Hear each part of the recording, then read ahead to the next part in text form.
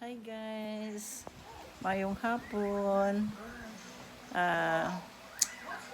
Dito ako ngayon sa bahay ng aking anak. Dito ko sa Gardenville.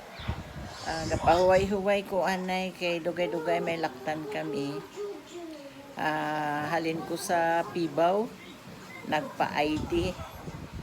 Kay expired na akong ID. So nagpa-renew ko. So dito ko sa balay sa anak ko na pahuway-huway. Kay medyo kapoy. Dugay-dugay mapauli naman. So dito ako to yung ginawa ng aking apo. Grabe. Ang ginawa ng aking apo. Tingnan nyo to bahay. To bahay sa aking anak. Kalat. Kasi ang kalat-kalat kasi yung apo ko. Yung mga laruan niya. Yung mga laruan. Tingnan nyo. Mga laruan niya. Iniwan. Sulod na tanaw siya ng TV.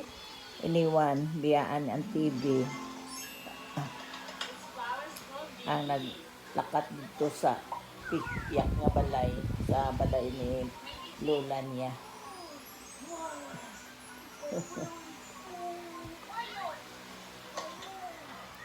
Ay.